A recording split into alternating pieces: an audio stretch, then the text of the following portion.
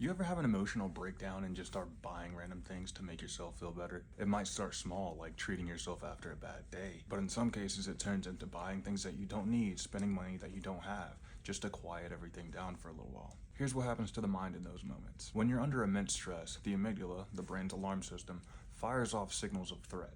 It tells your body that you need relief right now. The hypothalamus releases cortisol and adrenaline, stress hormones that make you feel restless and impulsive. The prefrontal cortex that handles decision making and long-term thinking goes quiet, which is why the logic behind the impulsive purchase disappears. Lastly, the nucleus accumbens, the brain's reward system, lights up at the thought of a quick fix. Your body's regulating stress by reaching toward anything that could get it out of what you're feeling. Here's what that looks like. You spend money that you don't have, maybe scroll through carts at 2 in the morning. You justify it by saying, I deserve this, it's not that bad, I'll figure it out later. And when the package arrives, the relief is gone before you even open it. Then the guilt hits, and if it's common for you, the cycle will repeat itself. Here's what you can do. Interrupt the impulse. When you feel the impulse to buy, say this out loud. My brain wants dopamine, not this item. Labeling it activates the prefrontal cortex, which brings logic back into the equation. Replace the reward, not the habit. Do something that still gives your brain novelty or comfort. Take a walk, shower, change the room that you're in, text somebody. A safer alternative that releases dopamine but doesn't drain your bank account. Delay the purchase window. Give it 24 hours before checking out.